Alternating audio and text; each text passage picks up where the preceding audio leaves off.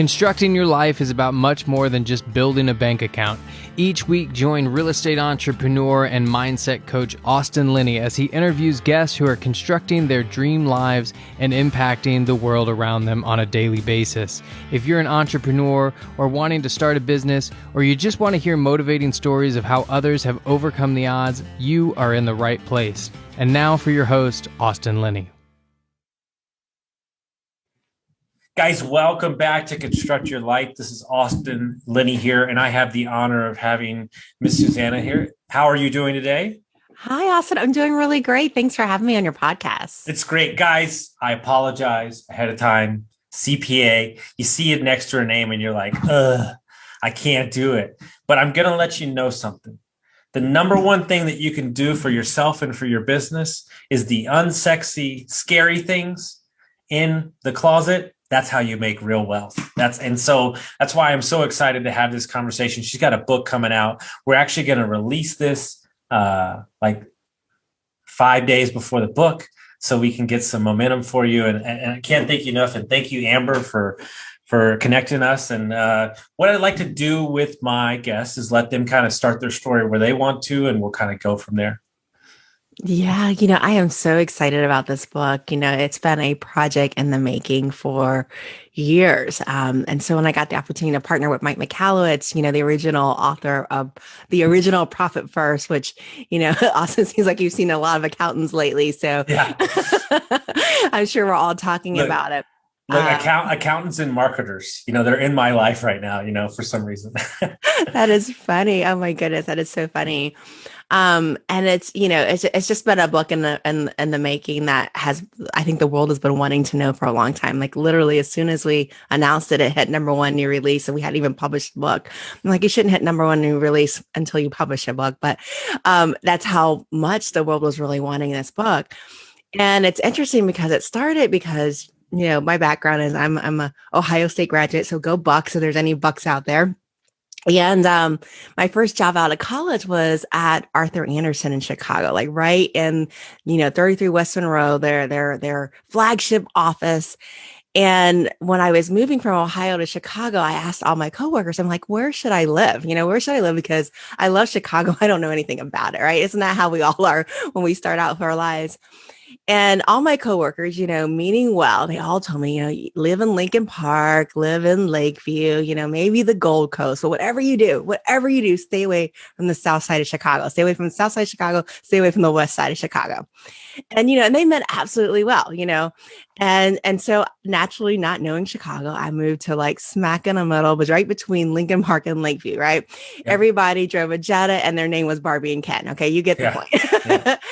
And, eventually one of the things about me is I'm one of those people that just explores different parts of town. I'll get in a bus. My mom will kill me when she hears your podcast, Austin. And I'll just get on a bus. I'm like, wherever God takes me, I will go. Right. Yeah. Because, I think all of us being writers, there's a creativity about us that just loves to hear other people's stories. And so would get on this bus, and I would just get on this bus and I would grab another bus. I had no idea where I was going. I would just end up in like these weird parts of town. And when I ventured into the south side, it was definitely different than the north side. Now, the buildings were about the same age, right? Because Chicago just grew up with Chicago.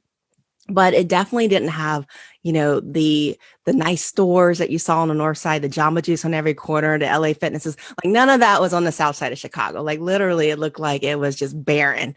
And there were buses everywhere, people walking, and definitely not a lot of money, definitely not a lot of opportunities. And I'm the kind of person where things just stay with me a little bit longer than normal, right? I'm just a deep thinker, and I'm like, this is terrible. You have a whole nother side of town. You split it like the third largest city in half, and there's such a big economic disparity. Like, how can that possibly be? How can that possibly be that it's a complete economic disparity between one side of town versus another? And it was a question that just kept coming up and coming up and coming up and coming up in my head. And then a few years before, what happened was, I went to visit my aunt, and I love my auntie to death, but she lives in Chester, Pennsylvania, which is a suburb of Philadelphia. And most of the time when you think of suburbs, you think of nice places. This is not a nice place necessarily. You've got the houses that are stuck together. And I remember like going and pulling up at her house or in her townhome, and there was an alley right in the back of her home. And there was a utility post, right? And this utility post looked a little bit different because it had flowers all over, balloons, teddy bears. Like it was like a beautiful shrine to something. And I remember getting out of my car, my auntie comes and greets me, and I'm like, Auntie, why are we decorating poles now? Like what kind of religion is going on here? And she's like, actually, Suzanne's really sad. A little boy got shot. He was caught in the middle of gang fire right behind our house. Mm-hmm. And that's what happened. And so, it's kind of like when something happens, and you keep getting that nudge on God on your back of your shoulder, like you got to do something about this. You got to do something about this. And, being a CPA that works with entrepreneurs, that works with small businesses, that works with Profit First, I have literally seen Profit First. I'm not going to go too much into Profit First because you guys know a lot about it. It's about taking your profit first, right? So revenue minus expenses equals profit is revenue minus profit equals expenses, right? And literally, I've seen people, most of them not of color, right? Because, unfortunately, being people of color, a lot of times, they're learning business the first time. So they don't go to a CPA, they go to H&R Block, people that don't really advise them what they need to do. And so most of my clients were not of color. And I was literally watching them become millionaires using the Profit First methodology. Literally, they were great at sales. And now because they were prioritizing their profit, they were becoming millionaires. And I'm like, you know what? That's exactly what's needed in the minority community. We need to teach people how to run businesses because that is how we create jobs in our community. And when we're people of color, when we create jobs and we create opportunities and we create success, right? We don't just change the legacy of our own family, right? And yes, we have the impact on our kids and their generation will be different, but we also change the legacy of those people in our community. So we change our neighbors' legacy, their kids' legacy, right? And we really show examples in the world. And that's why I was like, this book is needed. We need to get it into the communities of people of color we need to take our profit first because as people of color, a lot of times we're first generation to do this, right? If you're from a foreign family, right? Or first generation, like my dad is Chinese, right? And I was literally first generation American. My mother's African American. And literally, the generation before her, was a sharecropper. The generation before that was one generation removed from slavery, right? And so we didn't have this wealth that was inherited to us. We didn't have this know-how that was given to us, right? We literally had to pave our own way. And literally, I was the first one in my mom's family, to be a Black woman to graduate from college, right? And that's exactly what's going on in communities of color is a lot of times we were the first generation to really pave a different way. And this is the first generation that's going to be doing that if it hasn't been done already. Hey, I told you I wanted to save it for the podcast. It's interesting to me, right? Because my dad's a doctor. Everybody that listens to my podcast, they know my story. And as I got older, like the houses got nicer, the areas we lived on a golf course, the whole nine. But somewhere inside me, and maybe it's because I worked in the restaurant hotel business for 20 years and I hung around a lot of Hispanics and a lot of just people in general. It doesn't matter where I came from. I have this draw to like share people's story and I relate with everybody. It's just who I am. And we were just talking about this the other day with my high school friends who are my best friends. Like we don't care, like purple, brown, yellow, it doesn't matter. But when everything was happening last year with the riots and everything was going down, I have a friend who's an entrepreneur who's African-American in Memphis, and she does trading and she's a teacher and she's trying to teach people how to like do money and everything. And so I brought her on the podcast. We had a real high intense conversation about just poverty, African-American, white people, white privilege, all that kind of stuff. I'm comfortable. Like I'm having the conversation, and she said something to me that blew me away. And it changed every way I look at it is that like the things that I take for granted as a white man, just in general, fuck that. A guy that had money that was in a nice school. I'll just use it from there. Screw the white, black. I'm just more available to the options, like meaning like the knowledge of the thing in general. And she was like, Austin, people don't even understand like how to get a loan. Like, and she comes from inner city Philly. People don't even understand like how a credit card works. They don't even, and like, they don't even know what stocks are. And I'm like, hold on. I'm like, that can't be real. And because I used to work private equity and that's how I learned about money. And she's like, yes, it can. And I'm like, okay, well, what can I do? And I thought to myself, like, do I go change the 50-year-old? Probably not. Do I go change the 60-year-old? Probably not. Can I affect the 30-year-old? Probably so. But where it starts, where the most ripple effect of impact creates is middle school, high school kids. Like those, so I was a drug addict and I was homeless and I was an alcoholic for 20 years. I'm sober now. I've lost a bunch of weight. And everybody keeps telling me, like, you need to come speak to the kids. And I love it, right? Because I come at stuff from a different angle. And I thought to myself, like, the lack of financial education in America, even in the high-end community, let's say the high-end community, is scary, to say the least. And it's like, that's why this conversation is so important, because when you break down the argument, like, I'm the first one, and you know what she always says, one of my favorite quotes: every family needs that stunner to come along to create the change. And I actually think in my later part of life, I'm going to create a podcast centered around one thing and one thing only: interviewing the family member that broke the generational poverty, because they're not doing it for themselves. They're doing it for the generation following them. And that takes a lot of energy and a lot of fortitude. Oh yeah, definitely. I talk in the book just about my dad's story. Actually, Mike McCallett talks about it in the Ford. My dad was, first generation to come to this country, right? And he went to Berea College in Kentucky. And, obviously being Chinese from Hong Kong, he had an accent, right? And, he was magna cum laude of his graduating class. Like, whoa. And the thing was, he couldn't find a job. He couldn't find a job when he graduated, because every accounting firm he interviewed with, big eight, you're talking about your big eight, your biggest ones, everyone said, you know what, you have such a bad accent, I can't hire you. And, and it's true, because, the one thing that he wanted for his kids was to have a better life, right? Than he did, to not have to work, 80 hours in order to support 5 kids. That was his one goal. And you're absolutely right. When we're doing it, when we're working hard and we're working twice as hard, we're not doing it for ourselves. We're doing it to change that legacy that we inherited it. I love that. And so we're going to get into the aspects of the entrepreneurship in the book, but when you're telling your story on your journey, when did you, like, what you're working for that company? Are you working for yourself now? Like, what is the main focus for you? I know you help a lot of families and you help, entrepreneurs and stuff like that. Is that kind of the main focus currently for your business over the last couple of years? Oh, yeah. I'm definitely an entrepreneur now. Never saw that happening. I actually started my business 13 years ago. My daughter is the same age as my business.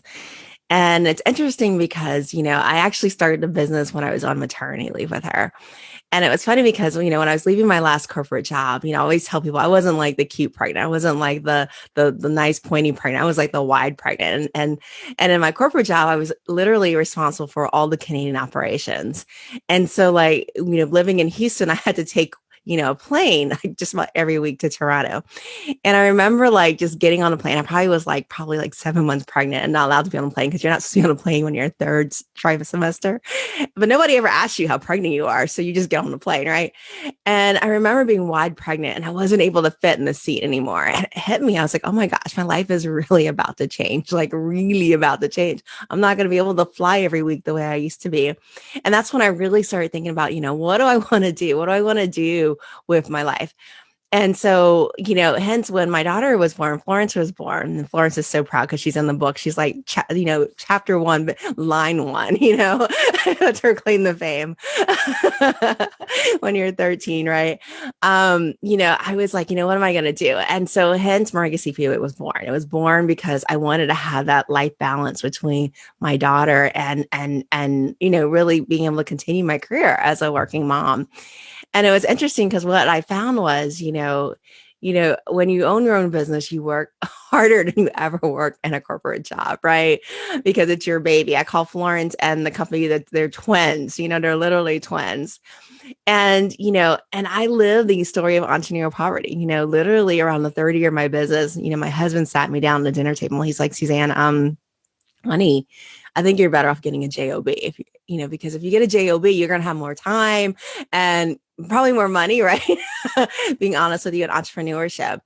And he was absolutely right, because at my last corporate job, I had plenty of money, right? I was a manager, I had staff reporting to me so I could offload the workload and redistribute it if I needed to. And plus I had the 401k, right, in the corporate world. And that was my turning point in my business, right? That was where, I had found Mike McAllowitz and I was like, oh my gosh, I need this program. I need Profit First. He had recruited a religious diehard for Profit First. And it really was implementing Profit First, and starting to take my Profit First and creating a system of bank accounts, kind of like Dave Ramsey's envelope system, where I really prioritize profit. I prioritize my owner's pay because, so many business owners that I meet every day, I'm like, how much do you pay yourself? Like, what's your salary? And they're like, oh, whatever's left. They don't even know what their bottom line is, at tax time. It's so interesting to watch them shake in their boots, like how much my tax going to be like. And I'm like, you don't know that number, but the Profit First system, what it does is it allows you to know that number as you're going through it. And not only that, but because you have a tax account, right? You have a tax account that's actually set up aside, you're able to pay your taxes at the end of the year. So it's not this big surprise at the end of the year that you're like, man, I'm going to have to finance this year's taxes, or last year's taxes with this year's taxes and play that game. No, you've got that money reserved in the envelope. So it really ended up being a life changer for me, a life changer for many of my clients. And, hopefully it's going to be a life changer for the world once this book is let out, right? How's everybody doing, guys? I want to talk today about our sponsor for May. A good friend of mine, Mark Simpson, runs a company, boostly.co.uk. Guys, everybody knows that I'm in the short-term rental space for many years. And I think one of the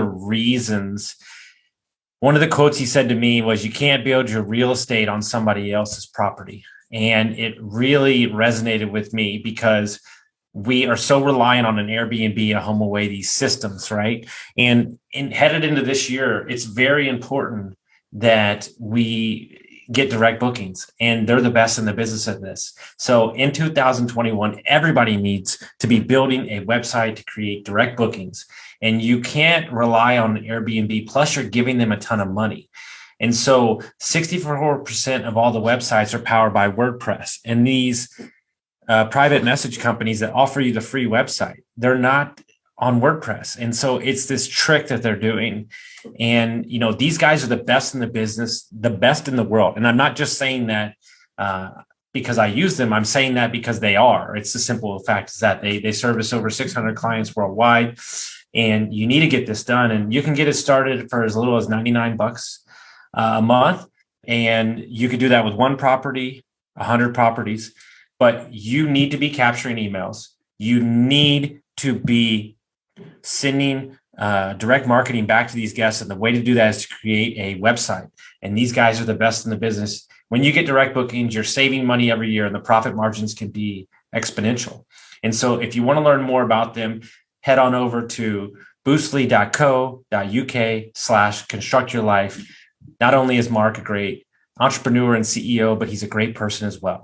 So in that moment, because I'm sure anybody that's listening's had that moment where it's that put up or shut up, or, what did you tell your husband? What kept you from jumping back into the job world? Because it's tempting.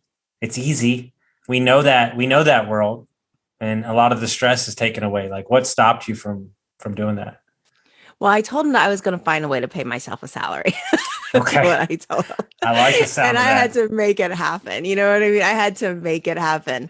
I had to really start to redistribute how the expenses were being done, and when I paid payroll to my employees, I had to make sure I had a check too. He wanted to fix them out back then, and so I was able to do that. And he was really patient, as we built up the salary. But yeah, you can't just leave it as you're not going to pay yourself for the next 3 years too. He wanted a paycheck now. Well, what's interesting is I've met a lot of high performers through the podcast and just through my network. And what's interesting is they actually that thing of like, hey, we pay ourselves what's left extra. Like I think is, but I look at it from more of a whole life thing. I think that we do that in our life to almost everything. And what I mean by that is I like if they're going to spend time with their kids, they schedule it. If they're going to meditate or work out, they schedule it. Like we are guilty to a fault, large majority of us, to just let our family, our profits, our health, everything get whatever is left. And I think it's the number one thing that is crushing America right now, instead of, like you said, paying yourself first. But why paying yourself more? You're buying into abundance instead of scarcity. Exactly. And really it's about knowing what does winning look like, right? Before you even begin, knowing what your end goal is. Like what's your why? Like Simon Sinek says, what's your why? What is it that you really want to accomplish? And nobody wants to build a business and when they're ready to retire at 65 and their back hurts, and be like, well, there's nothing for you, right? Because so many entrepreneurs, right? They're so focused on expenses, right? And how do we keep our taxes low that in the day they're not paying into the system. And so they don't have Social Security at the end of the day. And I hate to break it to you guys. I know that everyone's worried that Social Security won't be around when they retire, but what if it is? And what if you've been running a loss all these years? You're not going to get anything, right? Nothing. Maybe if you're lucky and your spouse was working a job, you might get some of their Social Security money, but you won't get anything, right? So stop trying to fight the tax man and drive up expenses. If you don't need a truck, don't buy a truck, right? If you don't need a cabinet, don't buy a cabinet, right? I'd rather you have profit and be able to like start to set up those 401ks for yourself, set up those IRAs for yourself or the SEP IRAs.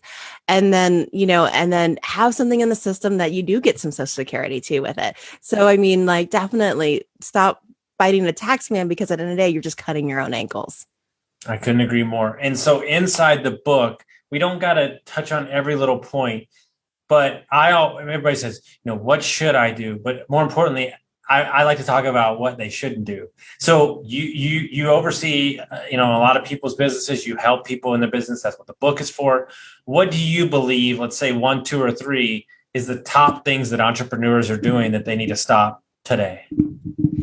I think the first thing is they need to stop running their business randomly. You know what I mean? Just stop running it randomly. Like I get whatever's left over. That's the problem with the whole accounting equation. Revenue minus expenses equals profit. I mean, I got a license in that equation, right? We were trained to algebraically configure numbers to figure out what we need to do in order to achieve certain different lines and different metrics, and just really stop being random with your results. Decide what you want to make, right? What you want to bring home, what you need to bring home, what your lifestyle goal is, and then algebraically figure it out. Like how much revenue do I need to sell? How much do I need to price it at? If I'm selling bracelets, right? How many bracelets do I really need to sell in order to meet my end goal? Maybe that's not the business I need to be in. Maybe I can't scale in that direction, by making homemade bracelets. You know what I mean? And just figure out, is this model going to work for me based upon how much I need to make a living and how much time it's going to take for my life in order to get to my goals, So start with what does winning look like? And then start to algebraically figure out how to get there with that, and then the second thing I would say is, once you figure out your why with that is, create a system of getting there, right? Create that system. I love Profit First, Profit First worked for me. It's a system that forces that to happen, and forces me to make those buckets. And then number 3 is make those hard decisions. Too many of entrepreneurs in this randomness, we allow things that don't work to continue there, right? So we keep those employees on that, they've been loyal to us from the beginning, but they just haven't been able to grow with us, right? They haven't been able to scale with us. And really at some point, maybe setting them free might be the right thing so they can find their own happiness with that.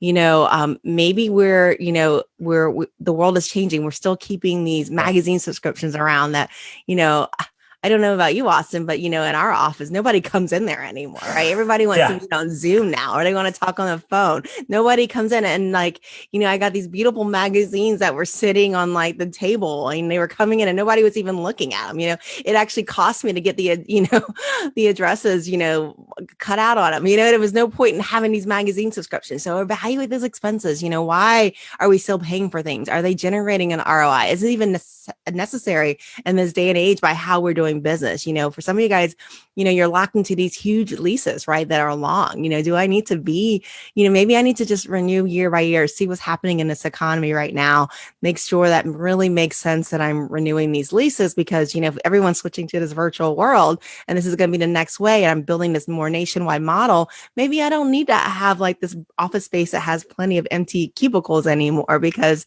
I'm just not going to use it. Just be able to constantly look at what's going on in your business and make decisions. So those are the things I would recommend that you do. There's so much there. I could hit on 17 different things, but I think the most important thing is, if you talk to enough people, there's two things. There's two things that they believe are the new currency in America: being able to pivot and how quick can you learn. And by you locking yourself into these certain things, we don't know what's coming down the pipeline, and we have to be able to pivot and move and learn quick. Technology is changing things. But something I want to hit on, and I'd love to hear your experience of this. This is something I fight with my entrepreneurs that I coach on a daily basis, and I've learned it from my mentors. Be careful with the amount of overhead that you have, because it's going to make you do things that maybe you don't truly want to. And what I mean by that is I know a ton of guys who I'm going to scale. It's going to get crazy. And then their overhead is $50,000 a month, but they're only making $10K. And yet if they brought their overhead down to $1,000, they might profit $30,000. Just because you need to grow a team, just because you need to scale, doesn't mean you should. Exactly. That is exactly true. I had a conversation with a client and she was a new business. And the first thing that happens when you get a new business, yeah, all these vendors start coming to you, right? Yellow pages, like who looks at the yellow pages, right? But everybody wants you to buy something. And then, a copier company came to her, you need to lease this copier machine, right? And I'm like, just go out and get a brother for $200. I mean, how many copies are you really going to be making, But all these things become fixed costs, right? They become fixed contracts for you. And just like Austin says, avoid those fixed costs, avoid those commitments because, you might not need it. And there's usually a less expensive way. Well, I mean, think of it from this point of view. It's don't get me wrong. I would love a boat. I would love a boat, but we all know what kind of expense and upkeep that takes. So if I were to say, what if I'm going to use the boat 4 times a year, right? It's something I really care about. And I were to spend, let's say $1,000, that's $4,000 opposed to spending maybe $60,000. And so as we become a society of renters, the vehicles to create that, whether it be a nice home, whether it be a vacation, I think a lot of them might initially be a harder pill to swallow up front. But I think in the long run, if you took the use of time and money, I think that overall it's going to probably be better to rent or pay for something instead of create what you said, which really rings true with me, those fixed costs. Oh, yeah. Definitely. Yeah. Definitely. I know one of the things that our company, we were going back and forth right before COVID. I'm so glad that we didn't pursue this, was buying an office building, actually buying a building. And, at the time it seemed like a great idea. I mean, you have your permanent space, you could lease it out, and it's still a great idea. But the question became how long are you really going to practice? Are you really going to practice 30 more years? Are you going to live 30 more years? You know what I mean? And so, it's just thinking about what is the long-term potential on this. And, is it, and, where we're at in Houston, office space. I mean, right now you can walk down the street or drive down the street and you see vacancies everywhere. It's just how the economy has gone. So just really thinking about, how are you going to utilize the space or how you're going to utilize this in the long term if you're going to go ahead and make a big expensive purchase. It's the same thing with the websites and all these things.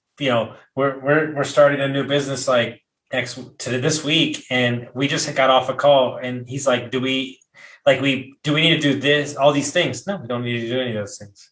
It sounds like we do, but let's let the business create the scale. Let's let the business create the need to do these things. And so on the overall book, who is this book for? Who are you teaching? Kind of when you sat down to write it, what's the message that you're trying to get out there to people? It's a book that, it's obviously a book that's really catered towards minority business enterprise, the minority owned business, people of color. But really, there's tidbits of information for everybody in this book. There's a Mhm. tax section where, my clients pay me thousands of dollars to get access to this information. That's all in there for you, and it's not in the original Profit First book, and it's not in the Profit First book. So you're going to want to read that. Also, it's the truth about government contracting. We talk about the illusion of the millions. There's so many people that are like excited about, oh my gosh, if I just get this government contract, I'll be a millionaire, because when you're doing, 7-figure contracts, there has to be a little bit left for you, right? And it's interesting because a lot of times what we find is, with these government contracts, just because of the request for proposal process, the RFP bidding process, that they get the price so low that it's actually sometimes hard to make a profit in that type of business, right? Especially unless you're sole sourcing, right? Because you have so much, especially if you're in a commoditized business. So we talk about, how to make money in government contracts. If you want to even get into that, right? How to do that. So again, these are topics that are, not talked about anywhere, and you'll be able to get access to that no matter what the color of your skin is for that. But definitely, it's a book, primary target for Gen 1, as I call it, people of color. But like I said, there's tidbits for everybody in there. We had our Kirkus review that Kirkus is like the one of the harshest reviewers out there. And one of their comments was like, this book is actually invaluable for all entrepreneurs, no matter who you are. It's a must read. I love that. And so what do you think is the mechanism or the part of the business that entrepreneurs get wrong the most? Meaning, like, what is the thing that they should focus on that's really going to drive their business towards success? Well, part of it, like in the beginning, like we talked about, it's just really being intentional about the results. That's the biggest thing. If you start with the why, you will get to the how. And then the second thing is when they're scaling, and that's morely what we specialize in, businesses that are scaling. So they're, our smallest clients are $500,000. They go up to like 50 million in revenue. And one of the issues that happens when they're scaling, what prevents companies from scaling, like what did they say, 4% actually reach 7 figures at the end of the day, is, the owner can't let go. They want to do it all. You know what I mean? And that works when you first start, that works, because, you start a business because you love what you do and you don't have enough clients so you can do it all. But as you grow, that's the one thing that will keep your ankles cut, is that you cannot really do it all, right? And continue to grow. There's only, everybody has 8 hours a day, or 24 hours in a day, and they have 7 days a week, 365 days in a year. And I don't care who you are, you don't get more, right? Nobody gets more, but there are people that seem to accomplish more with the same amount of time. And they do it because they learn to leverage the talents of others. And if you want to scale your business and you want to grow and you want to become that 7-figure, multi-7-figure, you have to learn to cultivate the power of your team. It's the truth. I read a book, it changed my life. From my business partner told me to read it before we started our latest construction company, called Built to Sell. And he basically says, like, it's a fictional story of a guy who has a marketing company for 15 years and he wants to sell it. And he goes to his mentor, and the mentor says, "How much is my business worth?" And the mentor says, "Nothing." And he's like, "What are you talking about?" He's like, "You haven't built you are the commodity. If you're the commodity, you don't have a business." And so the whole book is like shifting around a product and localizing this thing. And I think the number one issue that I see in business is super simple. I think it sounds so crazy to just say it off the tip of my tongue, but people don't understand the difference between gross profit and net profit. I mean, I know that sounds so stupid, but everybody is so quick to boast their gross. And only because I've seen the inside of businesses, I don't care. Exactly. It's the bottom line that counts, right? Usually when we see businesses that sell, and we use the Hoover's report to kind of get a baseline of what the valuation is going to be, they sell for a percentage of revenue or a multiple of profit, right? So in between there is where that negotiation happens. And so you can have like the biggest top line in the world, right? You can have the multi 7-figure government contracts, right? But if you don't have any profit, right, you don't have much to negotiate on. So it's a combination of both that really matter. I love it. So if people want to find out about the book, they want to find out about your journey, what's the best way to get a hold of you? Well, to get to the book, our website for our book sales is profitfirstmbe.com. So that's profitfirstmbe.com, or you can go to Amazon and find Profit First for Minority Business Enterprises on that. I do have a free Profit First masterclass that I do pretty regularly, where we actually teach you the ins and outs of Profit First. So if you want to learn Profit First directly from us, we do have a masterclass. You can find that on Facebook. Make sure it has Profit First Masterclass with Susanne Mariga, but definitely check out the book. Amazon has it, but it's to get the book sales information is profitfirstmbe.com, and we do have some amazing bonuses too if you pre-order that book. And guys, you know, a book like Profit First, and I'm sure this one too, I haven't got my chance to read it, but I will.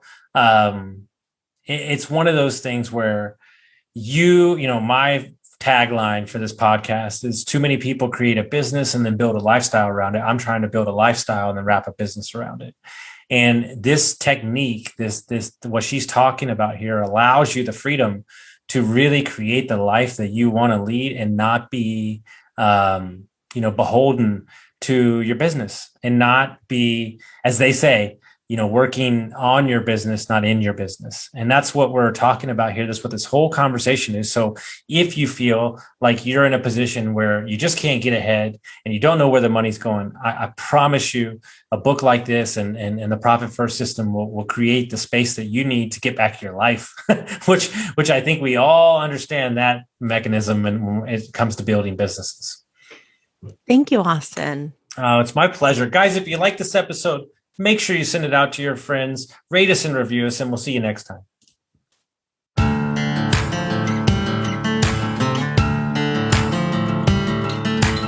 Thank you for listening to Construct Your Life with Austin Linney. If you enjoyed this episode, be sure to rate, review, subscribe, and pay it forward by sharing with a friend. Most importantly, take this opportunity to start constructing your life by taking immediate action on what you learned. For show notes, resources, and more information on one-on-one coaching with Austin, visit constructyourlifepodcast.com.